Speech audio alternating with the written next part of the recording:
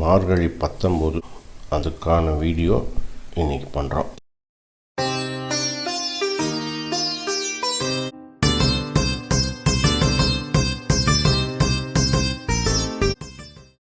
So இன்றைக்கி ஏழுகரி கூட்டம் திருவாதிரை கழியும்ல.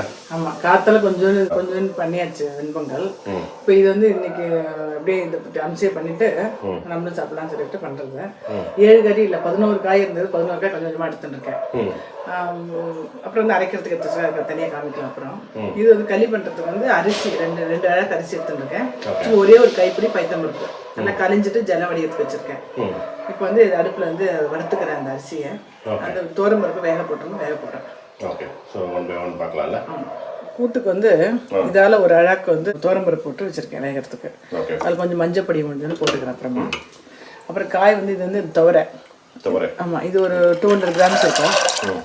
அதே மாதிரி இந்த மொச்சை அது ஒரு 200 கிராம்ஸ் இருக்கும். இது தனியாக வேக போட்டுக்கிறேன். ஏன்னா கொஞ்சம் வேகத்துக்கு லேட் ஆகும், தனியாக போட்டுக்கிறேன். இந்த காய்கறிலாம் ஒரு 100 கிராம் இருக்கும். அதாவது வந்து சக்கரவள்ளி கிழங்கு 100 கிராம், அப்புறம் வந்து சவுச்சோ ஒரு சின்ன சவுச்சோ அது 100 கிராம் இருக்கும். அப்புறம் பீன்ஸு, அப்புறம் கேரட்டு, சக்கரவள்ளி கிழங்கு, சவுச்சோ, இது வந்து உருளைக்கிழங்கு, அவரைக்காய், வாழைக்காய். இது கொஞ்சம் வெந்ததுக்கு அப்புறம் பரங்கிக்காயும் கத்திரிக்காயும் போடுறேன். பரங்கிக்காய் குவான்டிட்டி ஜாஸ்தியோ? 100 கிராமோட ஜாஸ்தியா இல்லை 100 கிராம் தானே? அது கொஞ்சம் 100 கிராம் எல்லாம் 100 கிராம்னே போட்டுக்கலாம். கணக்கு வச்சுங்க 100 கிராம்னு. கத்திரிக்காய் ஆமாம். ஏன்னா இப்போ இது வந்து சில பேர் கேட்பா கத்திரிக்காய் வாழைக்காய் இந்த இதெல்லாம் வந்து கொஞ்சம் சீக்கிரம் வந்துடுமேன்னு. அது கொஞ்சம் குழைஞ்சா பரவாயில்ல, அதனால இருந்து எல்லா காயும் ஒன்றா போட்டிருக்கேன். ஆமாம், எல்லாத்துக்கும் உப்பு மஞ்சப்பொடி போட்டுருவேன். இப்போ இங்கே வந்து அரிசி வறுத்துக்கிறேன். நல்லா சவக்க வறுத்துக்கணும். வந்து களிக்கு கொஞ்சம் மீடியமாக வச்சுட்டு நல்லா சவக்க வறுத்துக்கணும். களிக்கு வந்து என்ன மெஷர்மெண்ட்? இந்த 2 அழாக்கில் வந்து 2 அழாக்கு வந்து அரிசி எடுத்துருக்கேன். ஒரே ஒரு கைப்பிடி வந்து பைத்தம்பருப்பு, அதுக்கு வந்து 3 அழாக்கு வந்து வெல்லம், அதாவது 1க்கு 1.5 வெல்லம். தேங்காய் வந்து அரை முடி தேங்காயை வந்து துருவிட்டு ஏலக்காய் அப்படி வச்சிருக்கேன். இங்க வந்து பாதாம் பருப்பு வச்சிருக்கேன், கட் பண்ணி நெய்யில் வறுத்துக்கணும். ஜலம் என்ன கணக்குன்னா, யூஸ்வலாக குக்கரில் வைக்கிறதா இருந்தால் ஒரு அழாக்குக்கு 2 அழாக்கு ஜலம். ஆனால் இப்போ ஓப்பனாக வைக்கிறதுனால 3 விடலான் இருக்கேன். 6 பொரிஞ்சிடுது. ஆஃப் பண்ணிட்டு ஆறினோடனே நல்லா மிக்சியில் போட்டு நைஸ் ரவையாக எடுத்துக்கணும். ஆஃப் பண்ணிட்டேன். ஆஃப் பண்ணி வடிகட்டிக்கிறேன். நல்லா வடிகட்டின்ட்டேன். அப்போ வந்து 1 கிளாஸ் ஜலம் விட்டோம். இப்போ 2, அதே மாதிரி கணக்கு பண்ணி 6 கிளாஸ். கொஞ்சம் கொதி வரும்போது இந்த தேங்காயும் இதையும் போட்டுருவேன். இப்போ என்ன பண்ணுறேன்னா, அதை அரைச்சு அதை வறுத்துருக்கேன் இல்லையா, அதை அரைச்சிக்கிறேன். காய்கறி வெந்துட்டு அதனால் உப்பு போட்டுறேன். தலைக்காய் இருக்கு இல்லையா, அந்த ஏலக்காய் பொடி இந்த தேங்காய் இருக்கு இல்லையா, அதை போட்டுருங்க. இப்போ அடுப்பு சிம்மில் வச்சுட்டு அந்த பொடி பண்ணிட்டு இருக்கோம் இல்லையா, அந்த பொடியை போட்டுருவேன். போட்டுட்டு அடுப்பு சிம்லேயே இருந்தால் அப்படியே நல்லா வெந்துடும். ஆமாம், எப்படி கரைஞ்சிடும். அப்படி பண்ணும்போது கரைஞ்சிடும். கடலைப்பருப்பு, தனியா கடலைப்பருப்பு வந்து நல்லா கோபுரமாக 3 டீஸ்பூன் எடுத்துட்டுருக்கேன். சாதாரணமாக ஒரு 3 டீஸ்பூன் வந்து தனியாக எடுத்துட்டுருக்கேன். தனியாக வந்து கொஞ்சம் கம்மியாக இருக்கணும் கடலைப்பருப்போட. அப்புறம் வந்து எவ்வளோ காரம் வேணுமோ அந்த அளவுக்கு காரம், தேங்காய் இதுதான் போடுவா. காரத்தை வந்து மிளகா வேணாண்டாலும் கொஞ்சம் மிளகும் போட்டுருக்கேன். அந்த 2 மிளகா காம்பன்சேட் பண்ணுறதுக்காக காரத்துக்கு வந்து மிளகா 2 எடுத்துருக்கேன். மிளகு வேணான்றவா விட்டுடலாம். கடலைப்பருப்பு, தனியா, தேங்காய், மிளகா எல்லாம் நல்லா எண்ணெய் விட்டு நல்லா வறுத்துக்கணும். வறுத்துட்டு தேங்காயை வறுக்கணும். வறுத்துட்டு மிக்சியில் நைஸாக அரைச்சிக்கணும். அப்புறம் வந்து புளி வந்து ஒரு நெல்லிக்காய் சைஸ் புளி ஊற வச்சுருக்கேன். இப்போ இது வந்து நல்லா எண்ணெய் விட்டு நல்லா வறுத்துக்கிறேன். வறுத்து அரைச்சுட்டேன். இந்த புளி கரைச்சி வச்சுட்டு புளி விட்டுருவேன் நான். இந்த புளி வாசனை கொஞ்சம் போனதுக்கு அப்புறம் இந்த அரைச்ச விழுத கொஞ்சம் போடணும். போட்டுட்டு இந்த பருப்பையும் போடணும். பருப்பு வெந்துடுது, ஆல்மோஸ்ட் வெந்துடுது. அதையும் கொஞ்சம் மத்தால வேணும்னா மசிச்சுட்டு போடலாம். இப்போ இங்கே வந்து இது பாருங்க, அது ஆயிடுத்தது கழுவி போயிருக்குங்களா, நல்லா கெட்டியாக இருக்கு. ஆகட்டும், இன்னும் கொஞ்சம் நல்லா உதிரியாக வரும். அழகாகும். என்ன பண்ணுறேன்னா, கொஞ்சம் நெய்யில் இந்த பாதாம் பொரிச்சு போடுறேன். ஆயிடுத்து இறக்கி வச்சுட்டு அப்புறம் என்னென்னா இன்னும் கொஞ்சம் நேரம் அரைச்சி இருக்கும்போது நல்லா உதிரியாக இருக்கும். வந்து கொஞ்சோண்டு கடுகு, 2 வெந்தயம் இதை போட்டுட்டு அதை போட்டு கருவேப்பிலை கொத்தமல்லி போடணும்.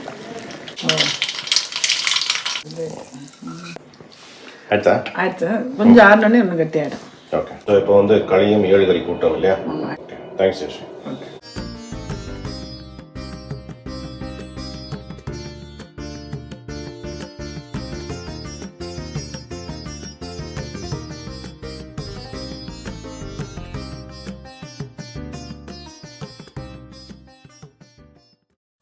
இன்னைக்கு இந்த பாசனத்துக்கு வந்து இந்த குத்து விளக்கறிய கொட்டுங்கான்னு வரும் இல்லையா, இந்த மாதிரி இந்த விளக்கு இருக்கு இல்லையா, 5 முகம் 7 முகம் ஏதோ ஒரு விளக்கு எடுத்து அதை 5 ஏற்றிட்டு இந்த மாதிரி கோலம் மட்டும் முடிஞ்சால் கீழே கோலம் போட்டுட்டு, இல்லை இது மாதிரி மனை இருந்தால் மனை மேலே வச்சு விளக்கு ஏற்றிட்டு பிரதர்ஷனம் பண்ணலாம்.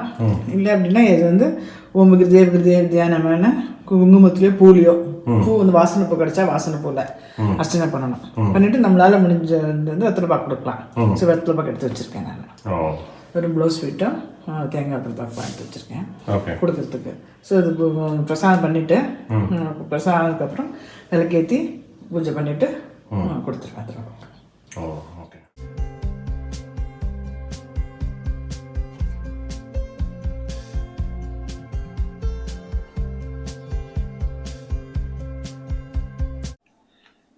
பிரசாதம் ஆயிடுத்து. இந்த இப்போ விளக்கு இருக்கு இல்லையா, இன்னைக்கு வந்து விளக்கு வச்சுட்டு நம்மளால முடிஞ்சது அஷ்டோத்திரமோ ஏதோ பூ போட்டு அர்ச்சனை பண்ணுறது நல்லது. பாசுரம் 19. குத்து விளக்கெறிய கோட்டுக்கால் கட்டில் மேல் மெத்தென்ற பஞ்ச சயனத்தின் மேலேறி கொத்து அலர் பூங்குழல் டப்பின்னை கொங்கை மேல் வைத்து கிடந்த மலர் மார்பா வாய்த்திறவாய் மைத்தடங் கண்ணினாய் நீயும் மணாளனை எத்தனை போதும் துயிலெழ ஒட்டாய்கான் எத்தனை ஏலும் பிரிவாற்றகில்லையால் தத்துவம் என்று தகவேல் ஓர் எம்பாவாய். இந்த பாசனம் வந்து ஒரு ஆண்டாள் வந்து மானசீகமா பெருமாள்கிட்டையும் தாயார்கிட்டையும் அந்த பேசுறது ரொம்ப நல்லா இருக்கும். இந்த பாசனம் ஜென்ரலாகவே திருப்பாவே இருக்கு இல்லையா, மனப்பாடம் பண்ணி அப்படி ஒப்பிக்கிறத விட ஒரு பாசனத்தையும் வந்து அனுபவிச்சு அதை வந்து ஆராய்ஞ்சு அப்படி பார்க்கும்போது நம்மளுடைய சிந்தனை வந்து அப்படியே லயிக்கும். ஆண்டாள் மேலையும் கிருஷ்ண மேலையும் அப்படியே லயிக்கும். ரொம்ப நல்லா இருக்கும். அந்த ஒரு அனுபவம் வந்து ரொம்ப நல்லா இருக்கும். பஞ்ச சயனத்தின் மேலேறி ஒரு பக்தி இலக்கியம்னு வச்சுக்கேன். 5 விதமான விஷயங்கள் இருக்கும். என்னென்ன? பக்தி இருக்கும், இலக்கியம் இருக்கும்.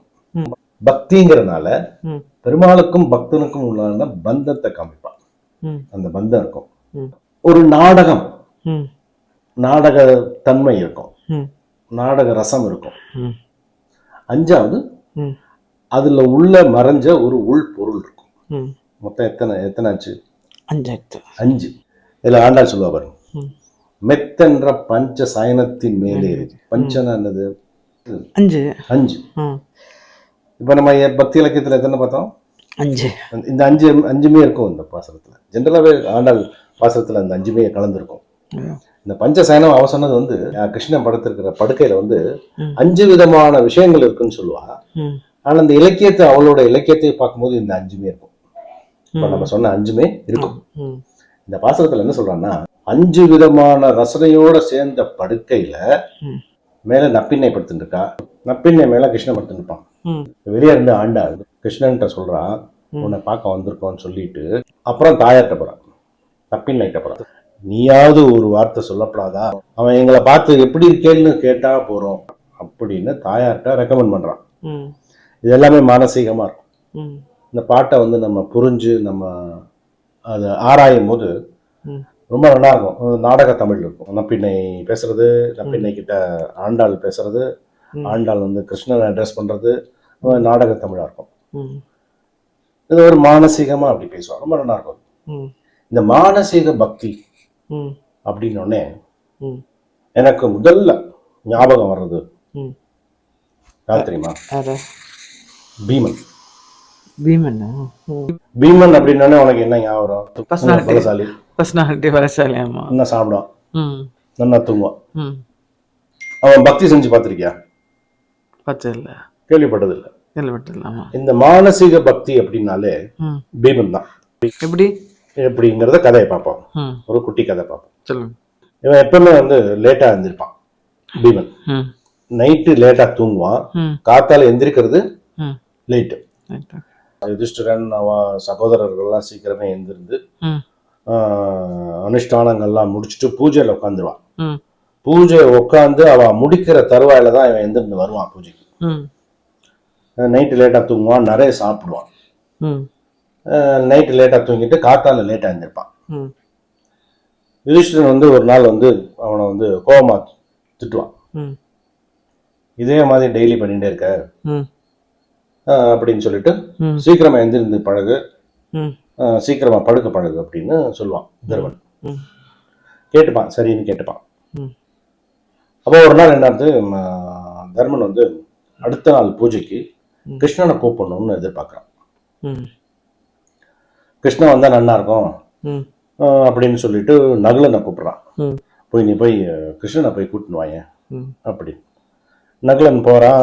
நகுலன் போவான். கிருஷ்ணா வந்து ம் ரொம்ப சந்தோஷம், என்னை ஞாபகம் வச்சுருக்கேன், ரொம்ப முக்கியமான வேலை இல்லைடா, ம் நான் இன்னொரு நாள் வரேன், நாளைக்கு நீங்கள் பூஜை கண்டினியூ பண்ணுங்க, அண்ணாட்ட சொல்லு அப்படின்னு சொல்லிடுவான். ம் சரி, நகுலன் வரும், அண்ணா அந்த மாதிரி சொல்லிட்டான்.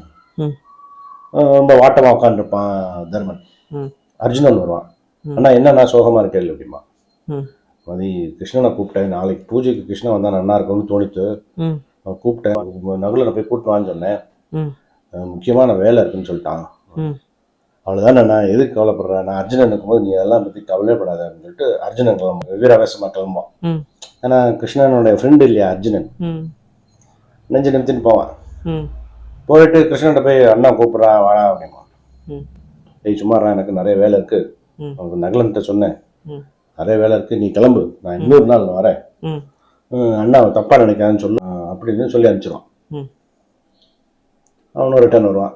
என்னடா ரொம்ப முக்கியமான வேலை இருக்கான்னா, ம் ரெண்டு பேரும் யோசிச்சுன்னு உட்காந்துருப்பாங்க. அப்போ பீமான் வருவான். அப்போதான் ம் இந்த குளிச்சு தான் வருவான். வந்தா இவன் ரெண்டு பேரும் உட்காந்துப்போ யோசிச்சுன்னு உட்காந்துருப்பான்.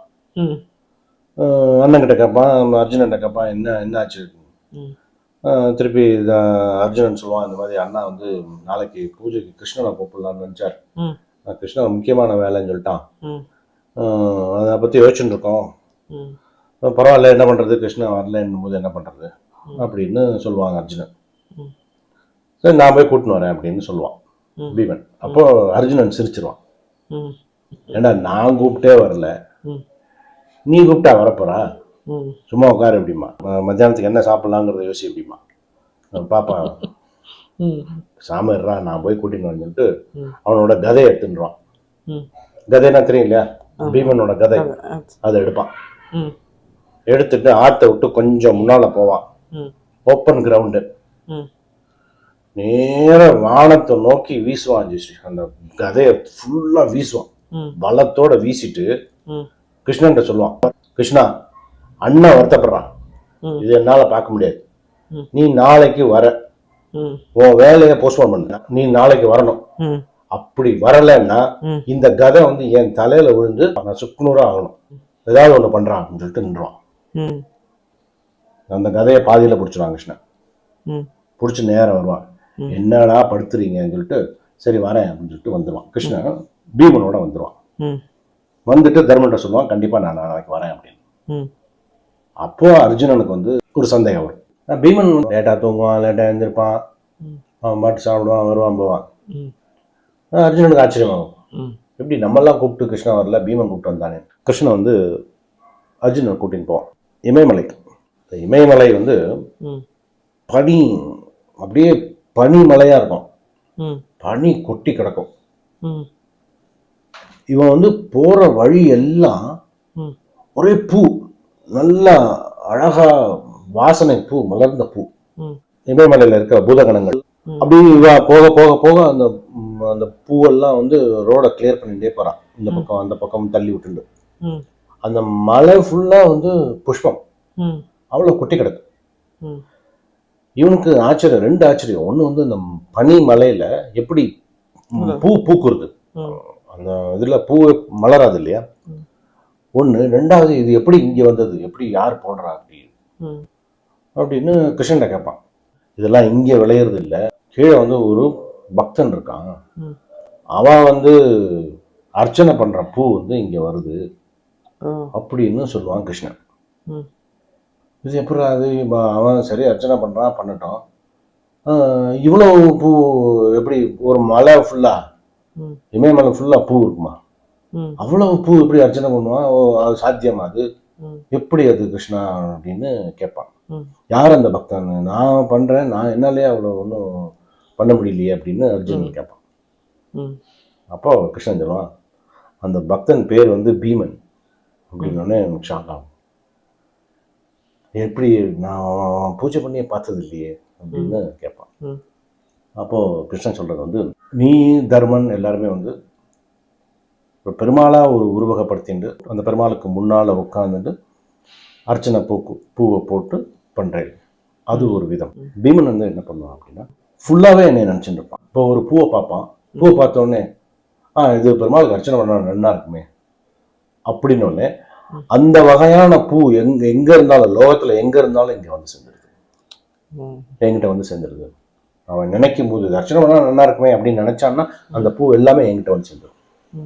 அந்த மானசீக பக்திக்கு அப்படி ஒரு வலிமை அப்படின்னு சொன்னதுக்கப்புறம் அர்ஜுனன் வந்து பீமனை வந்து ஏளனமா பார்க்காம சிரிக்காம அவன் மேல ஒரு மரியாதை வந்துதான் அப்படின்னு ஒரு கதை.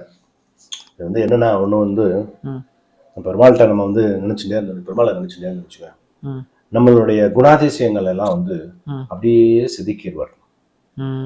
நல்லது கெட்டது எல்லாம் எது வேணுமோ வச்சுட்டு எது வேணாங்கிறதெல்லாம் ஆண்டாள் சொல்ற மாதிரி எடுத்துட்டு நம்மளை வந்து அழகாய்க்கிறார். முகத்துல வந்து ஒரு தெளிவு, ஒரு தேஜஸ் வந்துடும். பெருமாளை வந்து அப்படி நினைச்சுட்டே இருக்கனால இந்த மானசீகமா இந்த ஆண்டாள் இந்த பாசுரத்துல மானசீகமா ஆண்டாள் வந்து நப்பின்னைக்கிட்டையும் கிருஷ்ணன்கிட்டையும் பேசுறது ரொம்ப அழகா இருக்கும். அங்க அந்த பேசுறத வந்து அந்த நாடக தமிழ் வந்து அதுல வந்து நம்ம புரிஞ்சுக்கலாம். பஞ்சசயனம், அந்த சயனத்துல ஒரு 5 விதமான விஷயங்கள் இருக்கு அந்த படுக்கையில. அது மேல படுத்துட்டு இருக்கா 2 பேரும். கிருஷ்ணனை பார்த்து சொல்றா, கிருஷ்ணன் பதில் சொல்லல, கிருஷ்ணன் வெளியும் வரல. அப்ப நப்பிண்ணை பிடிச்சி கையை பிடிச்சி இழுத்துருக்கான்னு நம்ம புரிஞ்சுக்கலாம். நப்பிண்ணை வந்து கிருஷ்ணனை பிடிச்சி இழுக்கிறா. அப்ப கிருஷ்ணன் சொல்றான், சரி நான் தான் போல, நீயாவது என்னன்னு கேள அப்படின்னு கிருஷ்ணன் சொல்றான் நப்பிண்ணை கிட்ட. அவெல்லாம் வந்திருக்கா, நீயாவது பேசேன். அப்போ நப்பிண்ணை பேசுறா, நப்பிண்ணை கிட்ட ஆண்டாள் பேசுறா. ஸோ இது எல்லாமே வந்து நம்ம வந்து புரிஞ்சுக்கலாம். ஒரு அழகான ஒரு கவிஞருடைய ஒரு ரசனை இதுதான். நம்மளை வந்து யோசிக்க விடணும். அவளே வந்து இது மாதிரி நடந்ததுன்னு ஒரு கட்டுரை மாதிரி இருந்ததுன்னா அந்த கவித்துவம் இருக்காது. அந்த மானசீகமான அந்த உரையாடல் அதெல்லாம் வந்து நம்ம நல்லா ரசிக்க முடியாது. அதான் இந்த மானசீக உரையாடலுக்கு மானசீக பக்தி, நம்ம பீமனுடைய மானசீக பக்தியை பத்தி பார்த்தோம். என்ன இருந்தது இதே மாதிரிதான் விட்டல் தாஸ் இருக்கு, அவர் சொல்லுவார், இந்த ஹைவேஸ்ல எல்லாம் அரளி பூவா இருக்கிறதுல இவ்வளவு ரோட்ல வச்சிருக்க அந்த பூவெல்லாம் வேஸ்டா இருந்தது, இந்த பூவெல்லாம் அப்படியே பாண்டுரங்கனுக்கு அப்படின்னு நினைச்ச மாதிரி. ஸோ நம்ம நினைக்கிறது கூட மனசுமா அப்படி மனசு நினைச்சுன்னு ஏதாவது பூலாம் பார்த்தா அதில் பார்க்கும்போது இது பெருமாளுக்கு போட்டா நல்லா இருக்கும் அப்படின்னு நினைக்கிறோம். ஆனால் அது வந்து நீங்க அது அழகா திருப்பாவையிலேருந்து அந்த ரசிச்சு அந்த இலக்கியம் அதெல்லாம் கொண்டு வரும்போது நல்லா இருக்கு, டிஃப்ரெண்டா அந்த மாதிரி கதை இருக்கும். பீமனுடைய கதை இருக்கு அப்படி, கிருஷ்ணனே சொல்லியிருக்கான் அப்படி. அவன் நினைப்பான், பார்க்குற பூவை பார்ப்பான், பார்த்தோன்னே இது பெருமாளுக்கு அர்ச்சனை பண்ண நல்லா இருக்குமே போது அந்த பூவெல்லாம் எனக்கு வந்துடும் அப்படின்பான். அதான் இந்த பார்த்தேன், இந்த சாப்பிட கிருஷ்ணா அர்ப்பணம் அப்படின்னு சொல்லி சாப்பிடும்போது சாப்பாடு வந்து கிருஷ்ணனுக்கு போய்ட்டுறது அந்த மாதிரி. இந்த டைரக்டா அது பெருமாள் நம்ம வந்து நம்பிட்டு பெருமாள் இருக்கணும் நம்ம அப்படின்றது வந்து ஜென்ரல் கதை. அது திருப்பாவையில் இவ்வளோ ஆழமா அதை சிந்திச்சு சொல்றீங்களே, அது நல்லா இருக்கு. நல்லா இருக்கா? Okay, thank you.